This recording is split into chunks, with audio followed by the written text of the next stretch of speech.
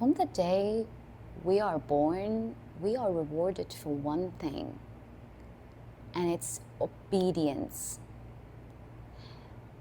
Think about it like this. Look at it for a second. In school, if you follow the rules, you will get the highest marks. In your house, if you were a quiet kid, you will be more prized. Then all of a sudden, we wonder why there are people out there changing literally the word.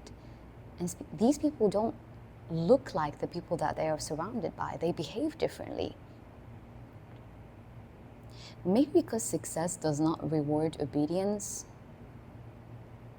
Success rewards rebellion. The problem isn't that obedience is bad. The problem is that we've been taught that obedience is the only way. But if you take a step back and look at the full image, the changes and the crucial events that happened in history happened because someone refused to do what everyone else did. Every invention, every idea, every company, it all started with someone who said, why does it have to be this way? The funny and the weird part is that the biggest system we grow in teach us something, then in the future they ask us they ask us for the exact opposite. In school, they say follow the book, make sure to stick to it. But once we grow up and you graduate and all that happened, you look at the market does not reward the most obedient person. The market rewards the person who sees something others don't, which is crazy. How is it that you're rewarding the person who contradicts what they have learned? It does not make sense. When I say the word rebellion, I don't mean going out and disagreeing with everything. No, that's not normal. That's not normal. We actually need many rules to maintain and live a happy, healthy life. The rebellion that I'm speaking about here is the real quiet one. It's the rebellion of you refusing a specific rules just because they have become a habit. For example, let's say people say you have to reply to messages fast, but you say, I'm gonna reply once I empty what's on my plate. Everybody say your plan have to be like the rest, and you go out there and create your own way. And it's so crazy because this is how we know all these amazing people out there, the people that we admire from when we were younger. And another example is everybody say, if you disagree with the majority, you're the one who's wrong. There's something wrong with you. And you go out there and ask, and who said that the majority is always right? And the funny part is the psychology behind the rebellion. Because it's really interesting because our minds does not actually like standing out. Because us as human beings, we evolved within groups. We need people. We develop and evolve with groups. In the past, being different from the tribe means that you are left out. That's why we feel so uncomfortable when we are different, even if it's safe and there's no danger.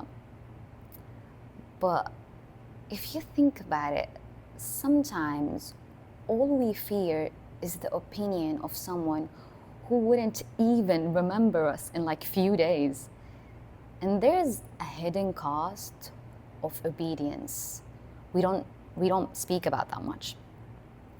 If you do everything that other people's do, you will end up living like them. You can't accept a life when you are taking noble decisions every day and you are taking the decision that the people before you or even in like your surroundings are taking. You will end up like them. The irony is that the people we are describing nowadays and these days as geniuses and creative, in their own timing, they were seen and described as stubborn and unrealistic and complicated. And every great success started from the beginning as a bad idea. It's crazy to think about it, but this is an actual truth, and we all know this. It will sound crazy until it worked out. And once it worked out amazingly in a way that shook everyone. Maybe success does not require more intelligence. It requires a courage to say, I wouldn't do this just because everyone is doing this. Because every breakthrough looks like a rebellion before it looks like a genius. The most dangerous rules aren't actually the ones that are written down. They are the ones nobody questions. Every major invention started by breaking a rule. Every major breakthrough began with someone asking, why do we have to do it this way? If everyone stuck to the usual way, like if there's like no rebels at all and everybody stuck to the usual way and like the usual routine, we will not be having cars or internet or even airplanes. The point that I'm trying to deliver is progress always begins with one question. Who decided this? We always think about rebellion as it's loud and once, and you like, it feels like all these movies and all these TV series shows that the rebels are loud and shouting and doing all these messy stuff.